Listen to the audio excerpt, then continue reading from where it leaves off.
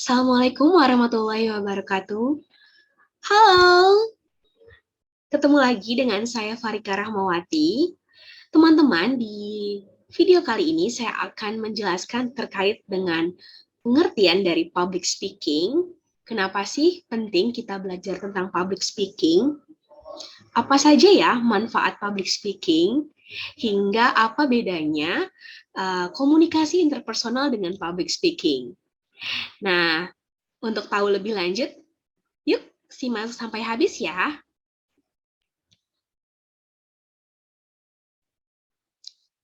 Menjadi seorang public speaker yang baik adalah dambaan setiap orang. Kenapa sih seperti itu?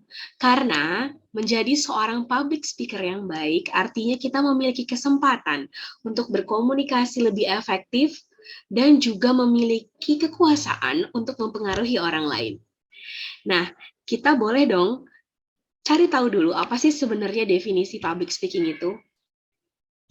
Tapi sebelum itu, saya ingin bertanya kepada teman-teman. Menurut teman-teman, true or false?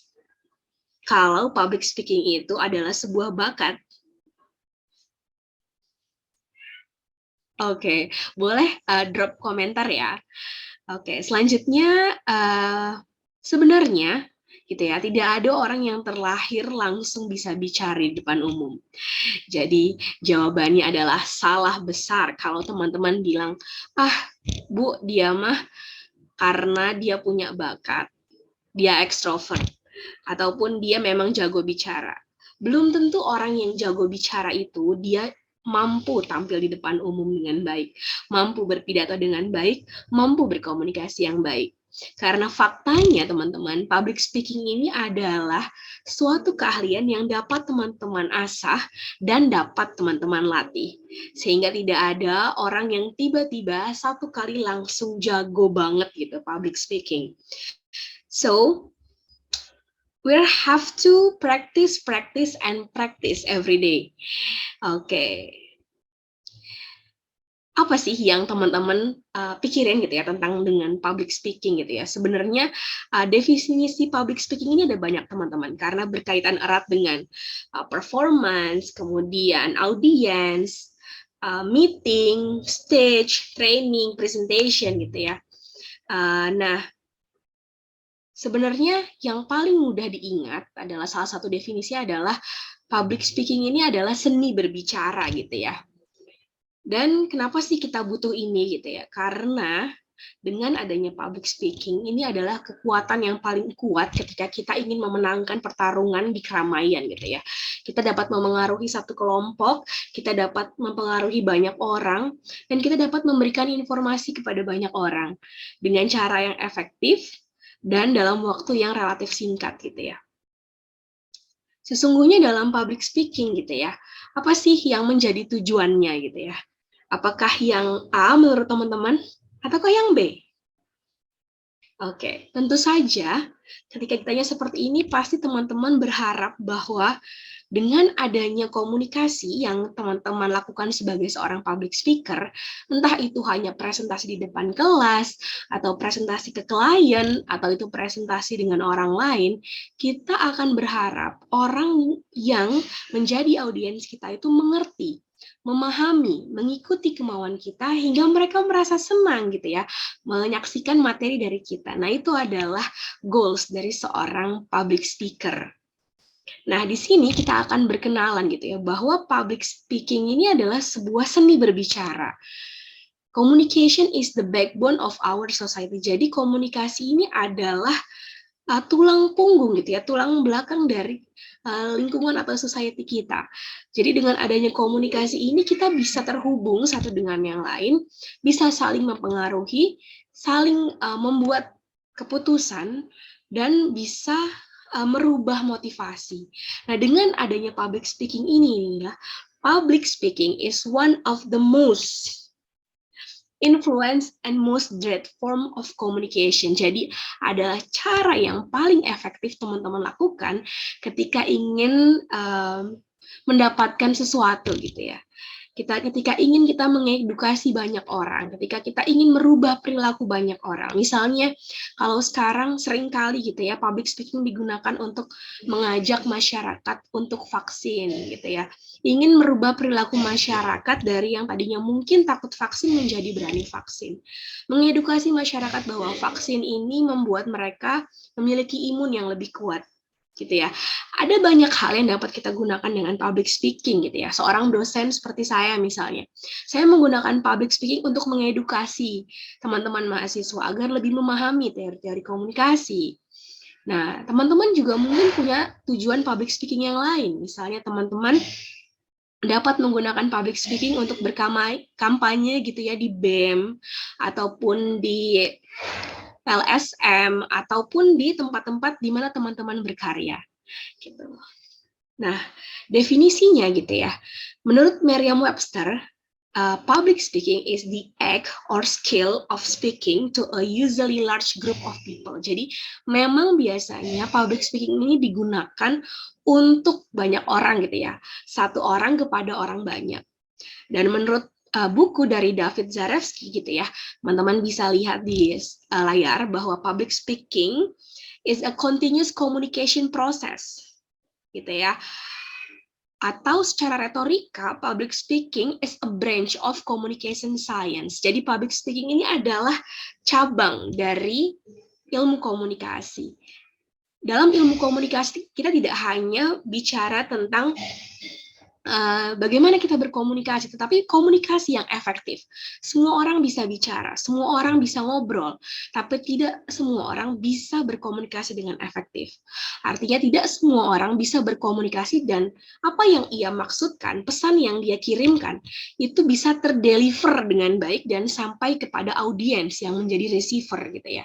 Pada dalam teori komunikasi kita belajar bahwa ketika saya misalnya, saya ingin anak saya makan gitu ya, ayo nak makan gitu ya. Apakah itu akan bisa dimaknai langsung dan dia langsung makan gitu ya? Belum tentu gitu ya. Kadang anak saya masih kecil, dia akan bilang iya nanti aja atau enggak gitu ya.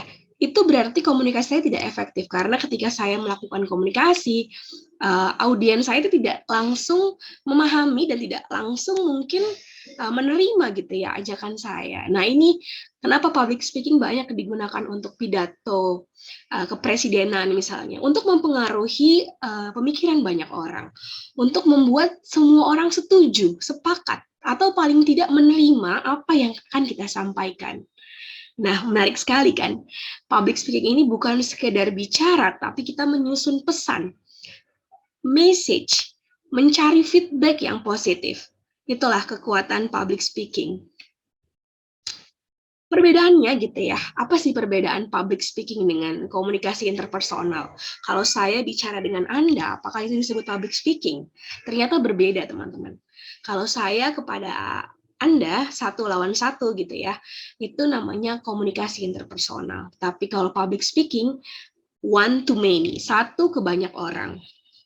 Kalau antara dua orang gitu ya, misalkan Anda dengan pacar Anda dengan suami Anda dengan istri Anda, maka komunikasi ini have a great deal of access of each other. Jadi kita punya akses yang sama antara dua sisi. Tapi kalau public speaking memang ada limited access to each other. Jadi yang paling dominan adalah si seorang public speaker itu. Kenapa? Dia punya power yang lebih dibanding dengan audiens, gitu ya. Mungkin audiens bisa berinteraksi, diberi kesempatan bertanya, gitu. Tapi porsi dalam pemberian materi, porsi dalam pembicaraan itu masih dimenangkan oleh seorang public speaker.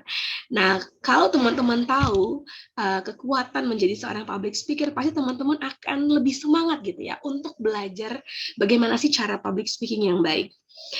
Nah, di sini juga dikatakan bahwa kalau dalam komunikasi interpersonal gitu ya antar dua orang, the role of speaker shift repeatedly from one person to another. Maka perannya itu akan bertukar. Saya bicara, teman-teman menanggapi. Begitu sebaliknya.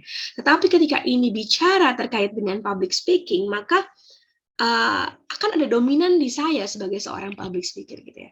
Teman-teman mungkin akan diberikan kesempatan Q&A di akhir sesi, tetapi jeda waktunya itu akan sangat jauh gitu ya. Masih banyak dimenangkan oleh seorang public speaker. gitu ya. Nah, kalau di komunikasi gitu ya, ada level gitu ya, level komunikasi. Ada komunikasi interpersonal, kelompok, organisasi, sampai ke publik gitu ya, atau sosial. Nah, public speaking ini ada di ranah komunikasi kelompok. Jadi dia biasanya banyak digunakan untuk komunikasi kelompok gitu ya, di level group communication. Nah, tujuannya tadi ada persuasive communication di sana. Ada presentasi, running meeting, lobby, negotiation, advocacy, campaign gitu ya. Bisa digunakan untuk kampanye-kampanye untuk mempengaruhi pemikiran masyarakat seperti yang saya sudah jelaskan.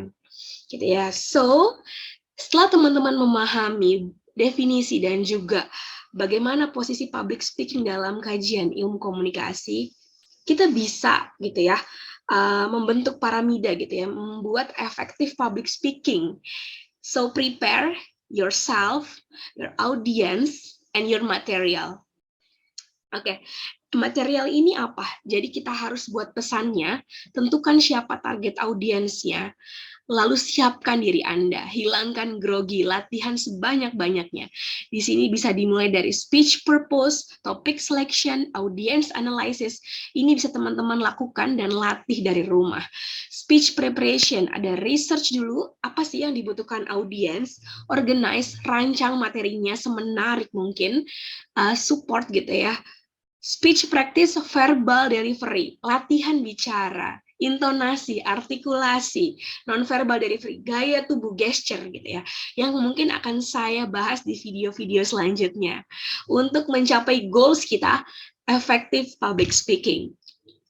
Baik, semoga video ini bermanfaat. Jika teman-teman merasa video ini bermanfaat, teman-teman bisa belajar dari video-video saya yang lainnya. Terima kasih. Wassalamualaikum warahmatullahi wabarakatuh.